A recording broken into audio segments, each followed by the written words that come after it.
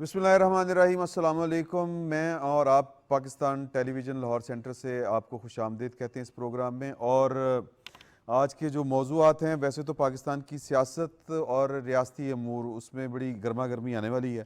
رضی صاحب اور رضوان رضی صاحب، سوری میں صرف رضی کہہ گیا آپ کو، اور امداد سمرو صاحب، ان پر گفتگو کرنے کے لیے ہم نے ان کو زحمت دی ہے۔ اور موضوعات جناب علی ہیں، ویسے تو بڑا ایک ہاٹ ایشو چل رہا ہے سپریم کورٹ میں، جو فیض آباد دھرنا کیس تھا، چونکہ ابھی وہ فیصلہ نہیں آیا، ابھی پروسیڈنگز جاری ہیں، اور اس میں صرف ایک جو ڈیولپمنٹ ہوئی ہے کہ وفاق اور دیگر اداروں نے اپنی جو اپیلیں تھیں، نظر ثانی کی اپیلیں، وہ واپس لینا شروع کی ہیں۔ ایک یہ ڈیولپمنٹ ہے، باقی تو ابھی اب ہم اسے اپیل کہہ نہیں سکتے، نظر ثانی کی درخواست کہہ سکتے ہیں۔ وہ ابھی اس کی میں سمجھتا ہوں کہ ہمیں اس پہ ابھی گفتگو نہیں کرنی چاہیے۔ ظاہر ہے ابھی کیس جو ہے وہ چلے گا، پہلی سماعت ہے جی پہلی سماعت ہے، اور اس میں عموماً ہم جو ویسے ہو سکتا ہے کہ اگلی سماعت تک ہمارے تبصرے کی ضرورت ہی نہ رہے، کیونکہ محترم چیف جسٹس صاحب نے فرمایا کہ ہم اس کی لائیو ٹرانسمیشن جو ہے، لائیو براڈ کاسٹ اس کا ہوگا، اس کی پروسیڈنگ کا جو نیکسٹ ہوگی، میرے خیال 1 نومبر رکھی ہے انہوں نے، تو پھر تو ہمارے تبصرے کی گنجائش ہی نہیں بچتی۔ پھر میرا خیال ہے شاید زیادہ تبصرے کرنے چاہیے، پھر زیادت ہوگی نا، پھر بات کرنے پھر زیادہ ہوگی بات۔ اور ویسے تو یہ میں سمجھتا ہوں کہ جو سپریم کورٹ کا جو یہ اقدام ہے، میں ابھی ایک غیر ملکی دورے سے واپس آ رہا ہوں، تو وہاں پہ اس فیصلے کو کچھ لوگ سراہ بھی رہے ہیں کہ لائیو ٹرانسمیشن والا جو ہے، اور کچھ لوگ اس کی تنقید بھی کر رہے ہیں۔ وکلا جو امریکہ میں پاکستانی جو وکلا ہیں، ان کا سسٹم ذرا مختلف ہے ہم سے، تو وہ کچھ تنقید بھی کر رہے ہیں اس کے اوپر۔ لیکن میرا یہ خیال ہے کہ ہمیں پاکستان کے تناظر میں دیکھیں تو مجھے تو یہ اچھا فیصلہ لگتا ہے۔ بہت اچھا فیصلہ ہے۔ آپ ہائی کورٹ رپورٹنگ کرتے رہے، میرے خیال 2 دہائیاں آپ نے ہائی کورٹ رپورٹنگ کی ہے، خاک سار بھی آپ کے ساتھ ہوتے تھے، تو اس سے ہم تو یہ سمجھتے ہیں being a x court reporter کہ اس سے ٹرانسپیرنسی میں اضافہ ہوگا۔ ہاں ٹھیک ہے، اور وہ جو ایک مطلب منفی تاثر تھا اس کو ختم کرنے کا موقع ملے گا دونوں طرف، یعنی بار جو امپورٹنٹ چیز ہے جو روسٹرم کے اس طرف بھی اور اس طرف بھی، دونوں طرف۔ دوسری اہم چیز اس میں یہ ہوگی نا کہ ہم ہمیشہ کارپیٹ ڈال دیتے ہیں، ہاں ٹھیک ہے، یہ بھی مطلب یہ فیصلہ ہو گیا، آڈیو لیکس کا معاملہ ہو گیا، اب آڈیو لیکس میں جاتے جاتے سابق چیف جسٹس صاحب جو ہے انہوں نے کمیشن کا لازم قرار دے دیا، لیکن الزام برقرار ہے جن پر ہے ابھی تو ان کے خیر اوپر، تو یہ ہونا چاہیے۔ اس میں بھی وہ جو بنیادی کیس ہے وہ ابھی تک پینڈنگ پڑا ہوا ہے۔ ہاں وہ تو ایف آئی نیچے چل رہا ہے نا، وہ تو نیچے چل رہا ہے۔ نہیں وہ دوسری بات میں کر رہا ہوں کہ بینچ بنانے کا جو اختیار جو پاکستان کی 3 پارلیمنٹ اکتوبر نے کو 3 ججوں کے سپرد کیا ہے، اگلے یعنی ہفتے چیف جسٹس اور 2 سینئر ججز، تو ابھی وہ فیصلہ ہونا باقی، اس پہ سٹے تھا نا، ہاں جی، تو وہ سٹے تو واپس بھی ہو سکتا ہے یا کچھ بھی ہو سکتا ہے۔ تو ایک خوش آئند بات یہ ہے کہ جو موجودہ جو حکومت ہے، اس نے فیض آباد دھرنا کیس میں جو بنیادی فیصلہ تھا عدالت کا، اس پہ جو ان کے اعتراضات تھے وہ واپس لینے کا فیصلہ کیا۔ اور تو اور جو پاکستان تحریک انصاف ہے، اس کے وکیل ہیں علی ظفر صاحب، انہوں نے بھی اپنا وہ بطور پولیٹیکل نظر ثانی کی درخواست واپس لینے کا اعلان لینے کا فیصلہ جو اہم فریقین ہیں نا، مطلب اپنا وفاق، پی ٹی آئی، جن کو زیادہ غصہ آیا تھا، جنہوں نے بلکہ پریس کانفرنسز کر دی تھی اس معاملے پر۔ نہیں اس کے بعد تو پھر انہوں نے کہا نا کہ جی کہ یہ تو ہمیں پتہ ہی نہیں تھا کہ لیکن دیکھیے ابھی تک ایک جو پٹیشنر ہیں، درخواست گزار ہیں، وہی مجھے کھڑے ہوئے نظر آ رہے ہیں، اور وہ شیخ رشید صاحب۔ نہیں انہوں نے بھی التوا مانگ لی ہے، وہ اندر ہے نا، کہ وہ بھی شاید ان کو میرا خیال حالات کا پتہ نہیں ہے، وہ شاید ان کے پاس بے خبر ہوں گے خبروں کی ترسیل اور اس طرح ایم سے کیو ایم اور شیخ رشید ان 2 کے وکلا آج عدالت میں نظر نہیں آئے، تو لیٹس ہوپ کہ 12 مئی کا ذکر ہے، اس میں 12 مئی کا ذکر ہے، اتنا بڑا شاندار فیصلہ ہے اگر ہم اس کو پڑھیں تو۔ لیکن بہرحال جو چیف جسٹس صاحب نے آج جو ریمارکس دیے ہیں نا، وہ بڑے اپنا اہم ہے۔ وہ یہ کہہ رہے ہیں کہ جی ہم اپنے امتحان میں پاس ہو گئے، یعنی وفاق نے مان لیا فیصلہ ٹھیک ہے، باقی فریقین نے بھی، تو ہم اپنے امتحان میں پاس ہو گئے، اب اگلوں کی باری۔ تو میرا خیال ہے اس پر جو حتمی رائے زنی ہے وہ فیصلہ آنے کے بعد ہی ہو تو زیادہ بہتر ہے۔ بالکل ٹھیک۔ تو ہم اپنے جو دیگر موضوعات ہیں وہ بڑے اہم ہیں۔ ایک تو یہ جو گورنمنٹ ہے اس کا بہت زیادہ زور، اور پچھلی گورنمنٹ نے جو قانون سازی کی تھی اس میں نگران گورنمنٹ کو، خصوصاً وزیر اعظم کو کچھ اختیارات دیے تھے نج کاری کے حوالے سے بھی، کہ اگر وہ فیصلہ کرنا چاہیں تو وہ کر لیں. PIA کی نجکاری اور پھر بڑے جہاں دیدہ ہمارے بیوروکریٹ تھے وہ اس وقت نگران وزیر ہیں, نجکاری کے ہی وزیر ہیں, اور بڑا اہم ٹاسک ہے. تو PIA کی نجکاری کے حوالے سے کچھ خبریں سامنے آ رہی ہیں کہ یہ گورنمنٹ جو ہے وہ چاہ رہی ہے کہ PIA کی نجکاری جو ہے وہ کر لے, کیونکہ اس میں ہم آگے چل کے بات کریں گے کہ یہ جو الیکٹڈ گورنمنٹس ہوتی ہیں وہ یہ کام تو بیسکلی ان کو کرنے چاہیے لیکن وہ نہیں کر پاتی. وہ کن وجوہات کی بنا پہ نہیں کر پاتی, اور رضی صاحب چونکہ ان کی ایکسپرٹی ہے اس کے اوپر تو ذرا ان سے پوچھیں گے کہ PIA کہ جس کے کریڈٹ پر سنگاپور ایئر لائن, قطر ایئر لائن اور ایمریٹس اور پتہ نہیں کون کون سی, گلف بھی, اور 730 ارب روپے میرا خیال ہے خسارے میں کچھ اس طرح کا 740. یہ کیسے ہوا اور اس کا تدارک کس طرح ممکن ہے؟ ایک ہم نے اس پہ بات کرنی ہے. نواز شریف صاحب جو ہیں وہ ان کی واپسی کے اوپر ان کی گرفتاری ہوگی یا نہیں ہوگی, قانون کا ان کو کس طرح سامنا کرنا پڑے گا, پاکستان مسلم لیگ نون کی اسٹریٹجی کیا ہے, یہ بڑی ایک اہم بات ہے. اس کے اوپر رانا ثناء اللہ صاحب تو کچھ فرما رہے تھے کہ نہیں شاید گرفتار جو ہے وہ نہیں ہوں گے, تو اس پر بھی ہمیں ذرا گفتگو کرنی ہے. اور جو نیب کے کیسز کھلے تھے وہ بندیال صاحب جو تھے وہ جاتے جاتے جو والا فیصلہ دیکھے گئے, اس کے بعد آصف زرداری صاحب اور یوسف رضا گیلانی صاحب کے خلاف کچھ مقدمات ہیں وہ کھل گئے ہیں, نوٹس ہو گئے ہیں ان کو غالباً. تو اس پر ہم نے آپس میں بات کرنی, طلب کر لیا گیا جی ان کو, تو اس پر جو ہے وہ بات کرنا مقصود ہے. تو میں سمجھتا ہوں کہ ہمیں جو پہلی گفتگو کرنی چاہیے وہ نواز شریف صاحب کی واپسی. سمرو صاحب, نواز شریف صاحب کی واپسی میں اب کیا امر جو ہے وہ مانے ہیں؟ کچھ میرے پاس اطلاعات اس طرح کی ہیں, کچھ دوست بھیج رہے ہیں کہ وہ ٹکٹ ان کی ہو گئی ہے کنفرم, اور وہ اسی فلائٹ اسی جہاز پہ واپس آ رہے ہیں جس جہاز پہ وہ جولائی میں آئے تھے. تو نواز شریف صاحب آئیں گے تو کیا اس لیے آ رہے ہیں کہ وہ گرفتار ہوں, یا گرفتاری سے تو وہ ذرا دامن بچا رہے تھے اپنا؟ دیکھیں اگر ان کو حفاظتی ضمانت نہیں ملے گی تو گرفتار ہوں گے وہ. اوکے, وہ جو سرفراز بگٹی صاحب نے بات کی تھی نا, اس پر میرا خیال ہے کہ مسلم لیگ نون کا ریئیکشن جو ہے وہ کچھ زیادہ تھا. انہوں نے بات بڑی سادہ سی کی تھی اور غیر ضروری تھا وہ, نہیں وہ اندر سے ڈرے ہوئے اصل میں, ظاہر ہے. کون؟ نون لیگ کے ٹھیک ہے. رانا ثناء اللہ صاحب وکیل بھی ہیں, وزیر داخلہ بھی رہے ہوئے ہیں, اور تازہ وزیر داخلہ, ابھی تک ان کو ذہن میں ہوگا کہ میں وزیر داخلہ ہی ہوں. اچھا, اب یہ بھی گئے نا سر, اتنا ٹائم نہیں ہوا. تو وہ جو ان کا ریئیکشن تھا کہ جی وہ شیخ رشید کاشر دیکھ لیں یہ وہ. اب بگٹی صاحب نے بات کیا کی تھی بیسیکلی سمجھنے کی ضرورت تو یہ ہے نا کہ وہ نواز شریف آئیں گے اور اگر انہوں نے حفاظتی ضمانت نہ لی ہوئی ہو تو پھر ظاہر ہے ان کو اس وقت تک جب تک وہ سرنڈر نہیں کرتے عدالت تب تک تو پولیس کے پاس یا ریاست کے پاس کوئی اور آپشن نہیں ہے, کیونکہ وہ سزا یافتہ ہیں. بے شک عدالت کی اجازت سے گئے, لیکن جو توشہ خانہ وغیرہ کے جو مقدمات تھے, مقدمات کے صحیح یا غلط ہونے پر نہیں جاتے, لیکن عدالتوں سے ان کو مفرور قرار دیا گیا تھا. ان کی یہاں پہ پراپرٹیز نیلام ہوئی تھیں شیخ پورہ وغیرہ میں, آپ کو یاد ہوگا. تو میاں صاحب کو ظاہر ہے ایک بار تو قانون کی اس سے گزرنا پڑے گا. ہاں, بہتر طریقہ یہی ہے کہ ان کو وہ حفاظتی ضمانت لے لے, اور وہ جس دن آ رہے ہیں اس سے اگلا دن اتوار ہے, تو اتوار اور 2-3 دن کی ضمانت لے کے وہ اپنا جلسہ بھی کر لے اور اس کے بعد رضی صاحب یہ بتائیے گا کہ حفاظتی ضمانت جو ہے وہ عدالت میں سرنڈر کیے بغیر وہ ممکن ہے؟ نہیں بھائی جان, وہ سلمان شہباز کی ابھی پچھلے دنوں بیل جو ہوئی تھی وہ ان کے ارائیول سے پہلے ہوئی تھی. ہاں یہ ہاں بالکل ٹھیک, وہ نظیر ہے, بالکل ٹھیک بات. یہ نظیر موجود ہے. تو یہ یوں فیورزم والا معاملہ نہیں لگتا بھائی؟ بات یہ ہے کہ لوگوں کو آپ 17 بیلز دے دیں پروٹیکٹیو, اور پھر نئی جیورسپروڈنس لکھتے ہوئے ان 17 بیل کے اندر ایک ہی آرڈر کے ذریعے آپ ایکسٹینشن کرتے جائیں.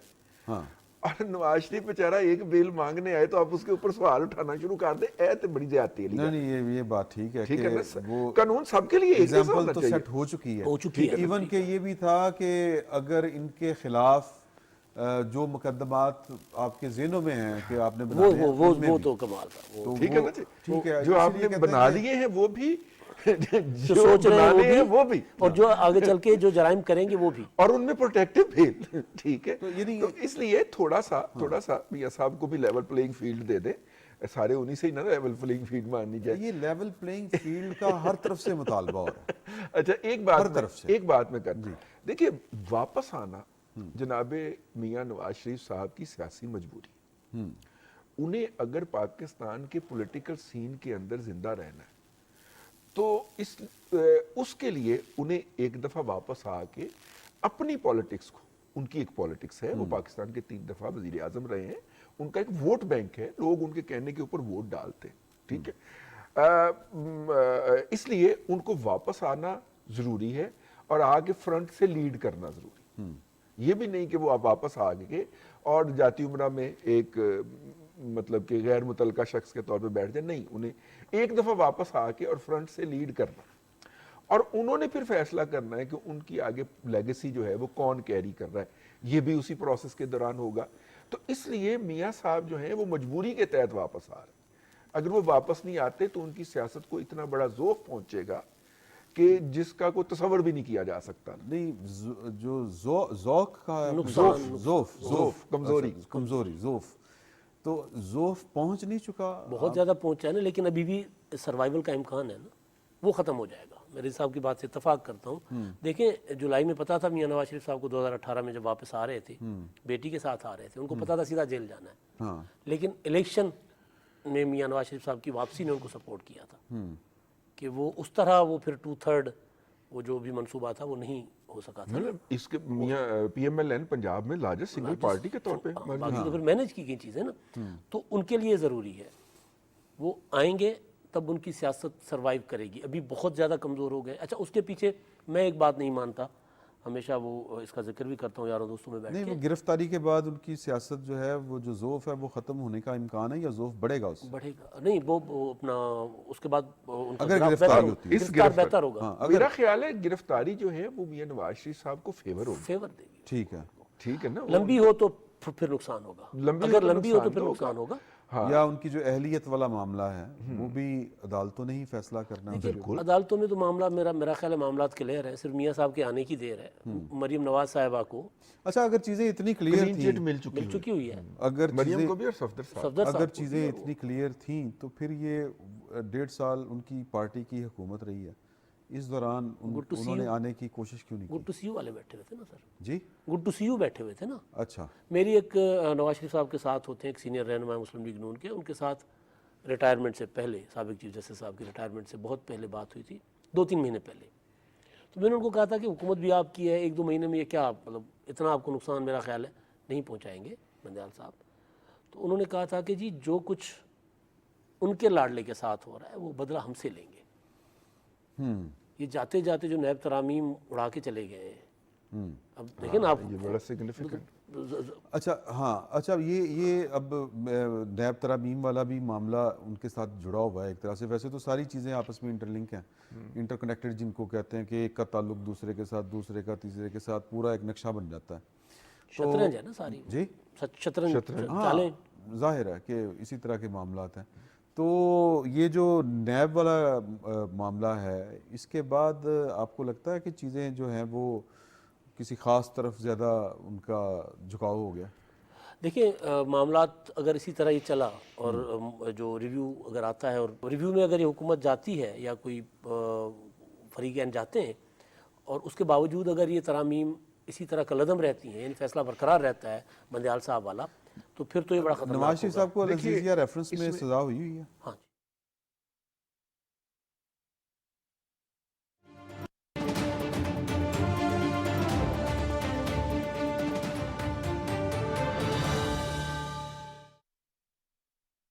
اللہ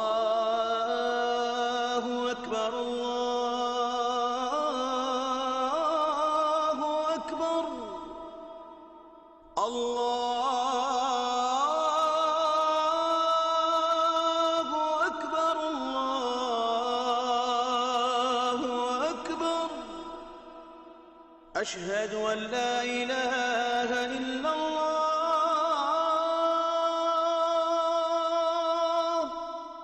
أشهد أن لا إله إلا الله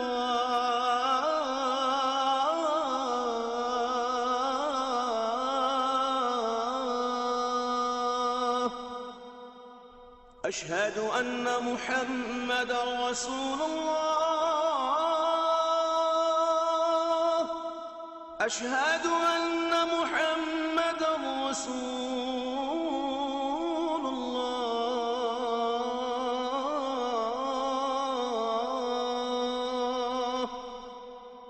حي على الصلاة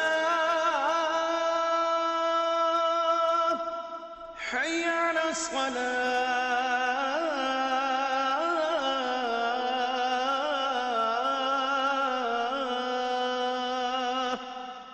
حي على الفلاح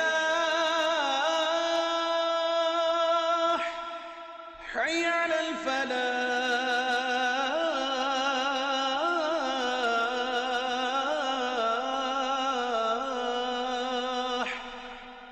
الله أكبر الله أكبر لا إله إلا الله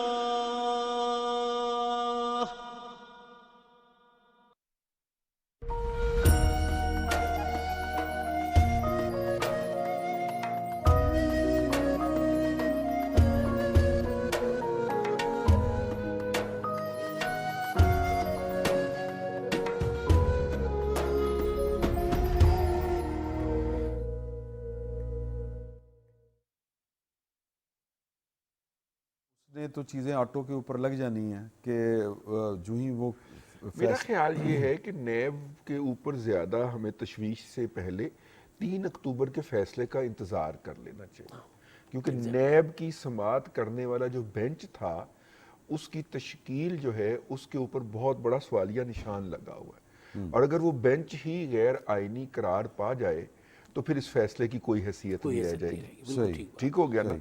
इसलिए हमें उस पे डिस्कशन करने से पहले या किसी भी नतीजे पे पहुंचने से पहले 3 अक्टूबर को बड़ी अहम समाअत है। जस्टिस काजी फाइज ईसा साहब ने फुल कोर्ट में वो समाअत करनी है और लाइव जाएगी मेरा ख्याल है। उन्होंने मतलब कि देखिए पाकिस्तान की तारीख के अंदर 2 शख्सियात हैं जिन्होंने अपने अख्तियारात जो हैं वो सरेंडर किए हैं। एक हमारे साबिक सदर जनाब आसिफ अली जरदारी साहब, उन्होंने पार्लियामेंट को अपने इख्तियारात दिए सदर के, और दूसरे काजी फाइज ईसा साहब, उन्होंने अपने इख्तियारात जो हैं वो अपने सीनियर मोस्ट जो दोस्त कुलीग्स होते हैं उनके हवाले उनके साथ शेयर किए, शेयर कर दिए, सुप्रीम कोर्ट को दे दिए उन्होंने, सुप्रीम कोर्ट को दे दिया। सुप्रीम कोर्ट का मतलब चीफ जस्टिस कतन नहीं है।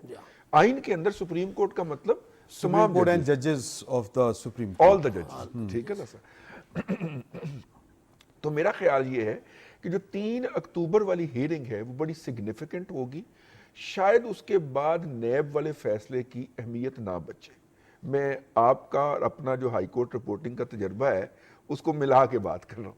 हाँ नहीं ठीक बात नहीं, है। ये सबकी नजरें उसी पर है। और ये वैसे भी जो जिस तरह अगर आपने पिछले हियरिंग अगर आपको याद हो तो चीफ जस्टिस ने जो बात कही थी कि ये तो बादशाहाना इख्तियारात है ना, ये नहीं होने चाहिए किसी के पास। बिल्कुल। तो चीज़ें जो मैनेज हो जाती थी वो अब शायद 3 जजों के पास जब मामलात होंगे तो मैनेज करना मुश्किल हो जाता है। हाँ, लेकिन एक और बात भी आपने अगर नोट की हो कि पिछली समाअत के ऊपर जनाब चीफ जस्टिस काजी फाइज ईसा साहब ने कहा था कि अगरचे ये केस चल रहा है लेकिन अगली समाअत तक मैं अपने ये इख्तियारात उस कमेटी को देता हूँ जिसमें सरदार तारिक मसूद और एजाजुल एहसन साहब शरीक हैं। तो उन्होंने वो इख्तियारात उसको दे दिए। अच्छा, वो कमेटी बनने का सिग्निफिकेंट जो नतीजा सामने आया वो ये है कि मतलब कि जो डिस्पोजेबल केसेस हैं ना, मतलब जिनको जल्दी डिस्पोज किया जा सकता है, उनकी लिस्ट इतनी लंबी लंबी लगना शुरू हो गई है और जजेस के ऊपर प्रेशर आया है कि वो काम करके घर जाएं। देखिए पहले बहुत सारे सुप्रीम कोर्ट के जजेस की काज लिस्ट जो होती थी उसमें 3, 4, 5 केसेस होते थे। अब वहां पे 40, 50 केसेस लग रहे हैं। ठीक है, और बड़े पुराने केसेस लगाए जा रहे हैं। ये वो कमेटी बनने का नतीजा हुआ है ना कि यार वो केस भी पड़े हुए हैं, वो भी पड़े हुए हैं, वो भी लगाओ, इसको डिस्पोज ऑफ करें, लोगों को जल्दी इंसाफ मिले। मैंने देखा कि टीवी चैनल्स पर सुप्रीम कोर्ट की हियरिंग से किसी कत्ल के मुकदमे की अपील थी। मुझे मतलब आप रूटीन में हम देख रहे होते हैं ना, रूटीन में पॉलिटिकल केसेस थे, आईनी केसेस थे, और वो भी एक पार्टी वर्सेस स्टेट, ورسز وفاق، وہ یہی چل رہا تھا پچھلے 3-4 سال سے، چاہے نیب ترامیم ہو، چاہے پھر وہ سائفر کا معاملہ ہو، چاہے پھر آپ دیکھ لیں ریویو ایکٹ ہو، آپس میں تو لڑ پڑے، وہ لڑائی بڑی خطرناک ہو گئی اس ایک پارٹی کے وکیل آپس میں لڑ پڑے، ایک ہی پارٹی ہے. ایک ہی پارٹی. اچھا ایک اور جو ہے پی آئی اے پہ ہم ذرا بعد میں آتے ہیں, اسی سے کنیکٹڈ چیز ہے کہ 9 مئی کے جو کیسز ہیں ان میں چلان جو ہیں وہ سبمٹ ہو گئے ہیں. ایک میرا خیال ہے کہ سرفراز جو سابق گورنر ہیں سرفراز چیمہ صاحب, عمر سرفراز چیمہ صاحب, ان کا ہے, اور یاسمین راشد صاحبہ ہیں, سنم جاوید صاحبہ ہیں, ختیجہ شاہ صاحبہ ہیں. تو یہ معاملات جو ہیں یہ یعنی کام جو ہے وہ اس کا اگر ہم کہیں چلان یعنی کی صورت میں آگے ایک قدم بڑھ گیا. ہاں میں اس میں ایک بات عرض کر دوں کہ دیکھیے یہ اتنا بڑا ایونٹ ہے کہ اسے پاکستان کا 9/11 کہا گیا. اور اس میں ایک میں نے بھی وضاحت کرنی ہے چھوٹی سی پلیز. وضاحت یہ کرنی ہے کہ ہمارے بہت سینئر ہیں, ہمارے بزرگ ہیں, مجیب الرحمان شامی صاحب, ان کا مجھے جو واٹس ایپ میسج ہوتا ہے آڈیو میسج اور ایک ڈاکومنٹ جو ہے وہ آتا ہے, اس میں انہوں نے کہا کہ یہ حسان نیازی صاحب گرفتار ہیں اور ان کے والدین کو ان سے ملنے نہیں دیا جا رہا اور ان کا اتا پتہ معلوم نہیں ہے, تو ہم یہ ایک پٹیشن کر رہے ہیں چیف جسٹس پاکستان کے نام میں خط لکھ رہے ہیں غالباً, تو آپ اس پر سائن کر دیجئے یا مجھے مطلع کر دیجئے. میں نے اس کا کوئی جواب نہیں دیا کیونکہ میں شامی صاحب کو بے مروت ہو کے میں انکار نہیں کر سکتا تھا. میں ذاتی طور پہ سمجھتا ہوں کہ 9 مئی کو میں نے خاموشی اختیار کی.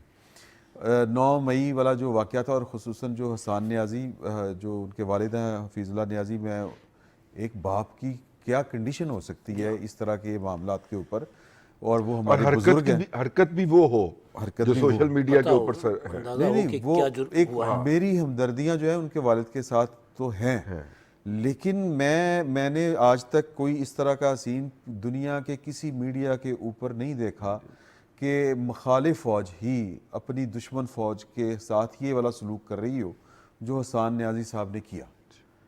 تو میں اس پٹیشن کا حصہ نہیں, میں یہ ایک وضاحت دینا چاہ رہا تھا. اور کل مطیع اللہ جان صاحب کا مجھے فون آیا تھا, وہ اس پر انہوں نے کوئی پروگرام کرنا چاہ رہے تھے, غالباً انہوں نے کیا بھی ہوگا. بہت سے جو دوست ہیں ہمارے انہوں نے انکار کیا, ظاہر قیوم صدیقی صاحب نے, طلعت صاحب نے. ابھی تک جو ریاست کی طرف سے جتنے اقدامات 9 مئی کے حوالے سے ہوئے وہ بڑے ٹرانسپیرنٹ ہیں. میں وہی بات کر رہا تھا کہ یہ ہمارے لیے 9/11 سے زیادہ بدترین حرکت تھی. جی اب آپ ابھی امریکہ سے ہو کے آئے, 9/11 کے بعد کا امریکہ ڈیفرنٹ ہے جی. وہ ٹھیک ہے, وہ اب جو ان کی انٹرنل فلائٹ سے لے کے اور ان کی جو گاڑیاں ہوتی ہیں وہ جو سپر ہائی وے پہ چڑھتی ہیں جس میں 3 بندے ہوتے ہیں وہ تک چیک ہوتی ہیں. ان 3 بندوں سے ان کا وہ جو الرٹ ہے سیکیورٹی الرٹ وہ آن ہو جاتا ہے. 9 مئی تو کچھ اور تھا نا, یہ جو کیپٹل ہل پہ حملہ ہوا ان کے ساتھ کیا ہو رہا ہے وہاں پہ, بلکہ وہاں پر وزیر اعظم سے واشنگٹن پوسٹ والوں نے سوال کیا کہ جی کہ آپ نے 9 مئی والے بندوں کو پکڑ کے اندر کر دیا ہے. انہوں نے کہا کہ جی کہ آپ نے کیپٹل ہل والوں کی ایک تصویر لینے کے اوپر آپ نے پتہ نہیں 7 سال سزا سنائی ہے, تو اس کے بارے میں آپ کیا کہیں گے؟ سابق صدر ٹرمپ کی آواز بند ہو گئی تھی, انہوں نے ٹویٹر پہ ان کو بلاک کروا دیا تھا کیپٹل ہل کے بعد, وہ ابھی تک پیشیاں بھگت رہے ہیں. تو دیکھیں اسٹیٹ کے ساتھ اس طرح کے جو کھلواڑ ہے وہ دنیا کی ریسنٹلی جو فرانس کا مثالیں دے رہے تھے نا, سمبل ہوتا ہے نا, آپ نے اس سمبل کے ساتھ جا کے کھلواڑ کیا ہے ریسنٹلی جو, اور اس کے پیچھے نہ صرف اصل پلان تو کوئی بڑے طویل تھے اور بڑے گہرے وسیع تھے, اور وہ یہ تھا کہ ٹارگٹ تو بیسیکلی بغاوت کا تھا نا. ہمارے موجودہ وزیر اعظم, اس سے پچھلے وزیر اعظم جو سابقہ وزیر اعظم ہے شہباز شریف صاحب, اور پھر کچھ ریاست کے ذمہ داران نے کیٹاگوریکلی یہ والی بات کو تسلیم کیا کہ یہ بیسیکلی پاکستان کے ایک منظم ادارے کے اندر جو ہے وہ ایک انقلاب یا سازش جو ہے بغاوت کی, آپ کہہ لیں بغاوت زیادہ بہتر لفظ ہے, اس کی ایک کوشش تھی, اٹیمپٹ تھی, اس طرف جا رہے تھے معاملات. تو بہرحال جب بغاوتیں ناکام ہوتی ہیں تو پھر یہی کچھ ہوتا ہے. میں آپ کو بتا رہا تھا فرانس والا نا جی, وہ جو پارٹی کے چیئرمین جب 9 مئی کے بعد روزانہ بیٹھ کر خطاب کر رہے ہوتے تھے نا, تو فرانس کی مثالیں دیتے تھے کہ جی فرانس میں ایک بندہ مر گیا، دیکھیں پورا ملک جل گیا، اب وہ جا کر پوچھیں کہ فرانس میں جنہوں نے یہ کچھ کیا وہ کدھر ہیں؟ کدھر جیل میں۔ مسئلہ یہ کہ نہیں ان کے ساتھ کس طرح اور آپ عام دیکھیں حالات عدالتیں وہاں پہ 24 گھنٹے بیٹھ کے فیصلے کر رہی ہیں۔ اچھا مجھے یہ بتائیں کہ ایک تاثر جو ہے وہ پاکستان تحریک انصاف کی سوشل میڈیا جو ٹیم ہے وہ چونکہ بڑی سٹرانگ ہے ان کا ونگ، یہ جو 2 خواتین ہیں 3 خواتین ہیں، ان کے ساتھ ہمدردیاں پیدا کرنے کے لیے اور ریاست کے کو ایک جابر ریاست کے طور کے اوپر پیش کرنے کا جو ان کا ہوتی ہے ایکسرسائز پروپیگنڈا ہے، اس کا تدارک جو ہے وہ ممکن ہے اور کس طرح ہے؟ میں آپ بات کو عرض کرتا ہوں، اس میں ہی میری تعمیر میں مضمر ہے ایک صورت خرابی کی، ارے میں ذرا تھوڑا جا ہسا لوں۔ جی جی دیکھیں بات سنیں، ایک پارٹی کی بنت ایسی ہے کہ ہم نے ایک پولیٹیکل موو کرنی ہے، اس کی ویڈیو بنانی ہے اور ویڈیو بنا کے اپلوڈ کرنی ہے۔ آپ نے وہ غلط حرکت کی ہے، کچھ صحیح حرکت کی ہے، لیکن آپ کے سرشت کے اندر صحیح ہے، آپ نے اس کی ویڈیو بنا کے اپلوڈ کرنی ہے، اس پارٹی کی جس کا ہم ذکر کر رہے ہیں۔ اب ہوا یہ ہے کہ انہوں نے ہر غلط حرکت کر کے بھی، یہ جو خواتین ہیں، ان خواتین کی ویڈیو کسی اور نے تو نہیں بنائی، انہوں نے خود بنا کے اپلوڈ کیا نا، اپنی قیادت کے سامنے سرخرو ہونے کے لیے کہ ہم نے یہاں پہ آ کے یہ جو جناح ہاؤس ہے، یہ جو سمبلائز کرتا ہے پاکستان کی پوری تاریخ کو، اس کو ہم نے آگ لگا دی اور اب ان کا اس سے زیادہ برا اثر کریں گے۔ یہ کسی اور نے تو ویڈیو نہیں بنائی، یہ ان خواتین نے خود بنائی، ہاتھ میں ڈنڈا پکڑ کے کہ ہم اس کو آگ لگانے جا رہے ہیں۔ یہ امداد سومروں نے ویڈیو نہیں بنائی، ٹھیک ہے۔ دیکھیے بات یہ ہے کہ ریاست کی ایک ریٹ ہوتی ہے، آپ سوشل میڈیا کے اوپر یا مین سٹریم میڈیا کے اوپر اس کا اتنے کھلے عام ٹٹا اڑائیں، ٹھیک ہے، اور اس کے بعد پھر سوسائٹی گورنیبل رہتی نہیں ہے بھائی میرے۔ تو لہٰذا ریاست کو اپنی ریٹ بحال کرنی ہے، رسپیکٹ سے زیادہ ریٹ کا معاملہ ہے، اور ان کے خلاف ان کا اپنا بولا ہوا، اپنا ریکارڈ کیا ہوا اور اپنا چڑھایا ہوا ثبوت ہے، دنیا کی کسی فورم پہ لے جائیں، ان ثبوتوں کو آپ اقوام متحدہ کے ہیومن رائٹس کے اوپر جا کے پیش کر دیجئے۔ کیوں نہیں پیش کرتے؟ کہا تھا نا کہ ہم کیس لے کے جائیں گے اپنے قائد کا وہاں پہ ہیومن رائٹس کمیٹی کے اندر، تو پیش کیجئے جا کے وہاں پہ۔ وہ کیس کے لیے وہ انہوں نے اعلان نہیں کیا تھا، وہاں پہ فنڈنگ کر رہے ہیں سارے کے سارے فنڈ ریزنگ کر رہے ہیں، اسی کام پہ لگ گئے، اس کے بہانے اور فنڈ ریزنگ پہ لڑائی شروع ہو گئی۔ کچھ انہوں نے کیا کہ جی کہ ہمارے اتنے بندے جو ہیں وہ ہوئے ہیں، شہید ہوئے، مارے گئے، جان سے گئے، اور ان کی اب ہم نے نا کوئی فنڈ ریزنگ اور اس پہ بھی انہوں نے کروڑوں روپے کٹے گی۔ اچھا پہلے کہا، سن لیجئے اس کی بھی پہلے کہا 45 ہوئے، اچھا پھر ہم نے کہا کوئی نام شام، وہ نام شام کیے گئے، اس کو چیک کیا گیا، وہ نہیں تھے، پھر کہنے لگے نہیں 25 ہوئے،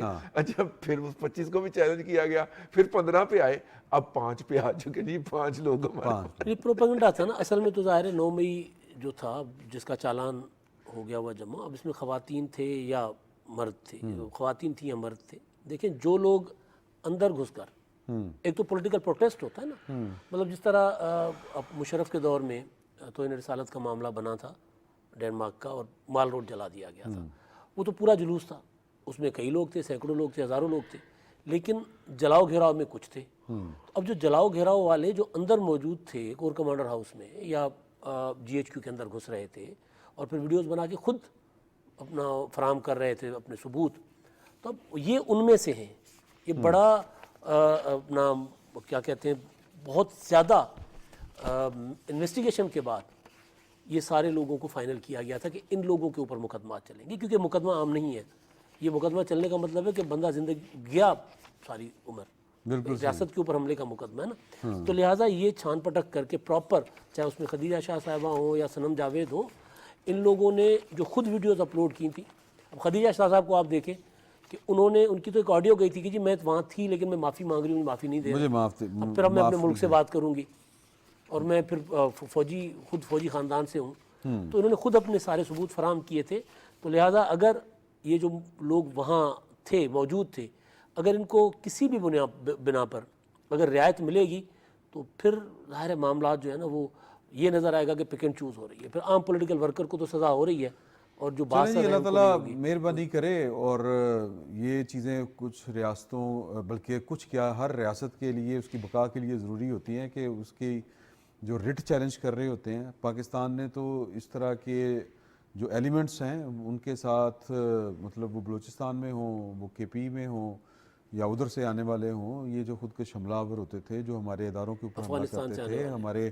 اسکول کے بچوں سے لے کے جو میرا خیال ہے کوئی شعبہ زندگی انہوں نے چھوڑا نہیں, ان کے ساتھ پاکستان کی ریاست نے جس طرح کا ٹریٹ کیا تھا اسی طرح کے ہی یہ والے معاملات ہیں, ملتے جلتے ہیں, کوئی زیادہ فرق نہیں ہے, شکل فرق ہے. اور ان کا معاملہ صرف فرق اتنا ہے کہ عدالتوں میں چلے گا, تو انشاءاللہ عدالتیں انصاف کریں گی, امید تو یہی ہے اور یہی امید رکھنی چاہیے.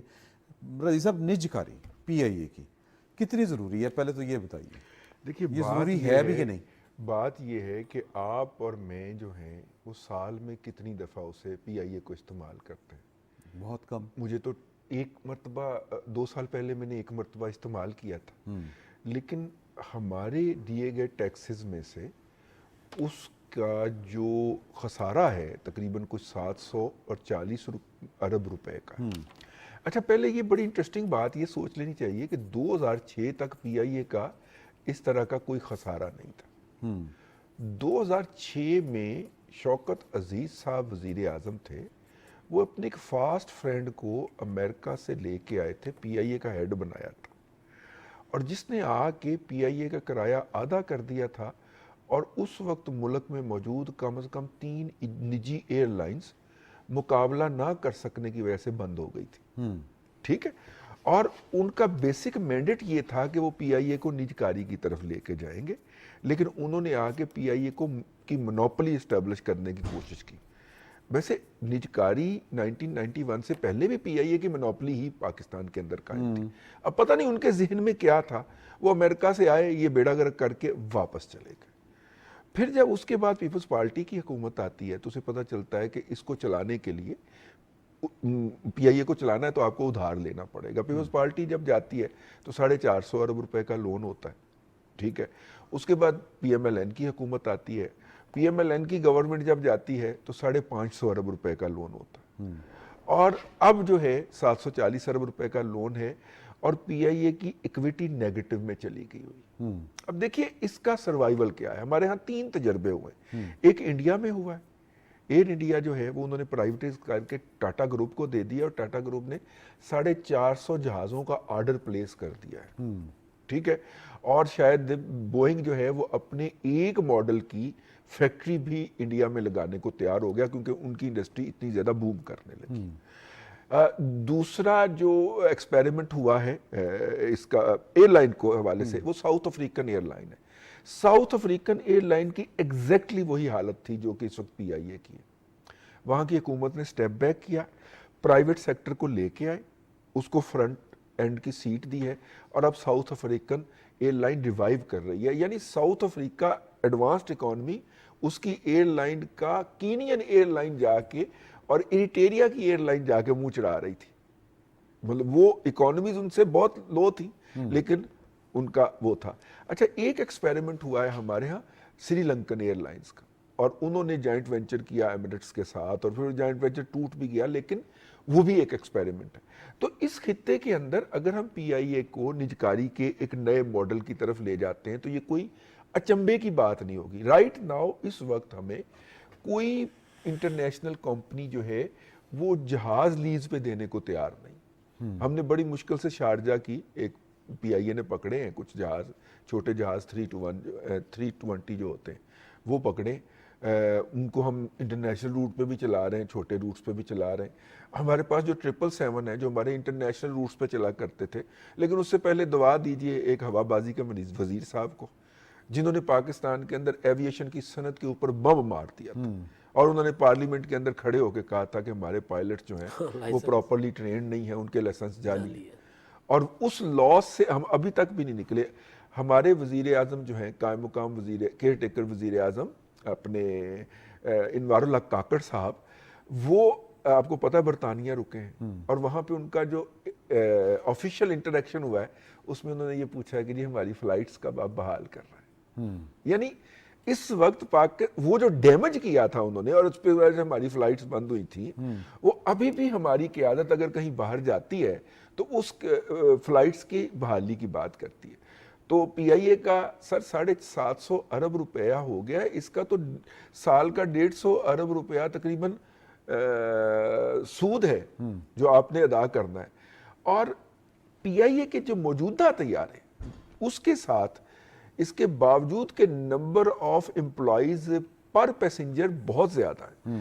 PIA के जब 40 जहाज ऑपरेशनल थे तब भी उतने एम्प्लॉइज थे, आज उसके 16 जहाज ऑपरेशनल हैं तब भी उतने एम्प्लॉय हैं। इसके बावजूद मैं दाद दूंगा PIA के प्रोफेशनल जो हमारे पायलट्स हैं, जो हमारी होस्टेस हैं, ठीक है, होस्टेस आंटियां जो हैं उनको भी और पायलट अंकल्स जो हैं उनको भी मैं दाद दूंगा।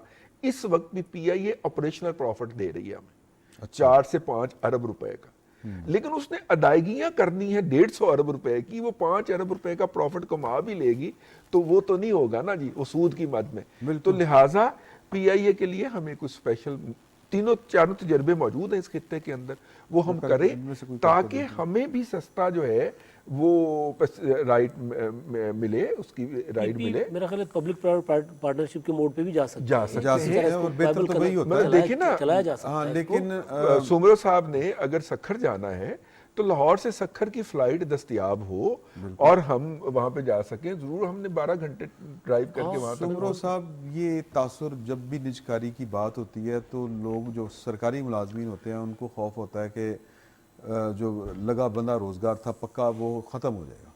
तो इस वजह से निजकारी की अमूमन पॉलिटिकल पार्टियां भी मुखालफत में चली जाती हैं या हौसला नहीं कर पाती, अदालतें आ जाती हैं, अदालतें दरमियान में आ जाती हैं, 100 तरह के मसाइल हो जाते हैं। तो क्या इस दफ़ा आपको लगता है कि या कोई और हल है इसके अलावा? देखिए 2-3 चीज़ें हैं ना। हमने मेरा ख्याल है PTCL प्राइवेटाइज़ किया था, जो सोचा गया था वो रियासत को फ़ायदा उसका नहीं हुआ। ये बेशक ये ज़रूर हो गया कि जी अपना कनेक्शन जल्दी लोगों को मिलना शुरू हो गए, लेकिन उसका फ़ायदा उस तरह रियासत को नहीं हुआ।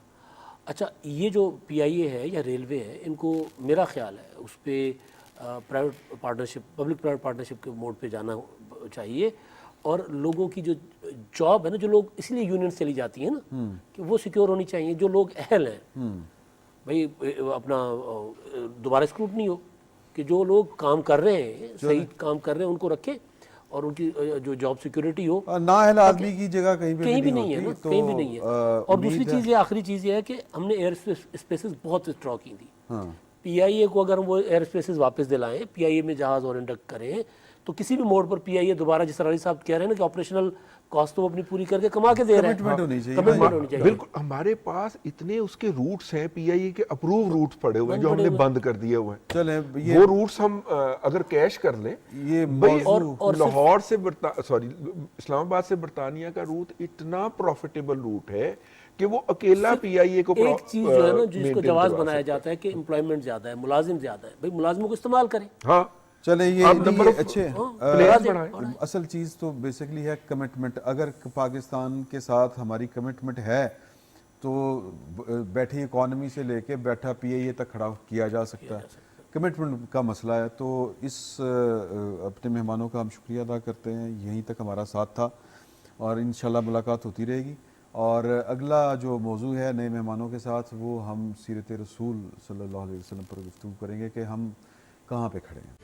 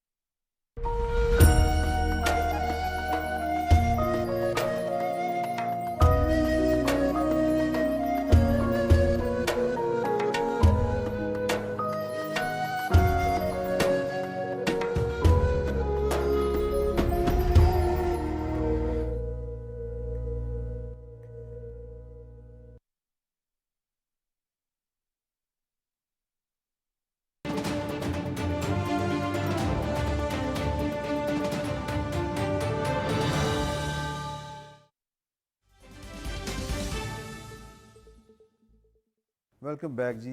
کل الحمدللہ اللہ تعالیٰ کے فضل و کرم سے ایک بار پھر ہم اپنی زندگی میں عید میلاد النبی منا رہے ہیں, اور اس حوالے سے جب بھی اس طرح کا ایونٹ آتا ہے اور یہ موقع آتا ہے تو کچھ سوالات ہیں وہ خود بخود ذہنوں میں پیدا ہوتے ہیں.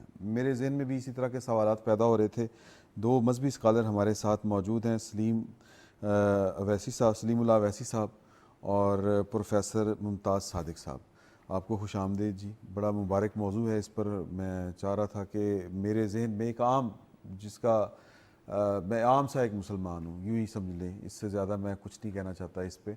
تو ذہن میں سوال جو آتا ہے وہ یہ ہے کہ ہم اتنا پیچھے کیسے رہ گئے. اتنا بڑا ہمارے پاس نبی کریم صلی اللہ علیہ وسلم کی ذات کی صورت میں کہ آپ جب تھے حیات مبارکہ میں, آپ نے ایک قوم کو کھڑا کیا صفر سے, اور اس قوم نے پھر دنیا کے اوپر یا دنیا کی امامت کی, سائنس میں, ٹیکنالوجی میں, دنیا کے ہر علم میں. ہم اتنا پیچھے کیوں رہ گئے, کیا وجہ ہے؟ ایک بڑا موٹا سا ایک سوال. دیکھیں, یہ آپ نے بڑی خوبصورت بات پوچھی ہے, اور جو آپ نے ریفرنس کوڈ کیا ہے کہ قوم کو کھڑا کیا, تو اس کے لیے ہمیں اسی طرف دیکھنا ہوگا کہ وہ قوم کھڑی کیسے ہوئی. جو کچھ نبی نے ان کو دیا, انہوں نے اس کے ساتھ اپنی وفاداری نبھائی, ایک کمٹمنٹ تھی ان کی, اس کو انہوں نے فالو کیا, اس کو سمجھا. تو یہی بنیادی بات ہوئی کہ وہ تو تعلیمات تو ساری موجود ہیں, آپ کی ذات بابرکات سے سارا فیض جو ہے وہ پھیلا, اس میں کوئی دنیا کا باشعور اس کا انکار نہیں کر سکتا ہے. جی. لیکن ہوا یہ ہے کہ ایک وقت گزرنے کے بعد ہم ان چیزوں سے دور ہو گئے, علمی, فکری, شعوری, عملی طور پر سارے میدانوں میں ہم اس سے بہت دور چلے گئے, اور اس کا ہی وہ رزلٹ آج اس پستی کی شکل کے اندر ہم دیکھ رہے ہیں جس کا آج ہمیں سامنا ہے.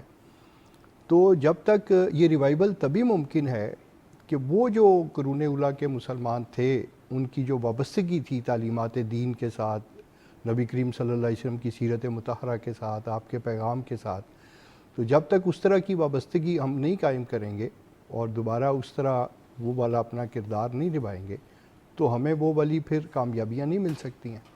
تو یہ تو 2 اور 2 4 کی طرح ایک 2 قسم کی بات ہے. قرآن پاک کے اندر اللہ تعالیٰ نے فرمایا ہے فَإِنْ آمَنُوا بِمِثْلِ مَا آمَنْتُم بِهِ فَقَدِ اهْتَدَوْا, کہ اگر آپ کا ایمان ان کے ایمان جیسا ہوگا تو آپ ہدایت پائیں گے.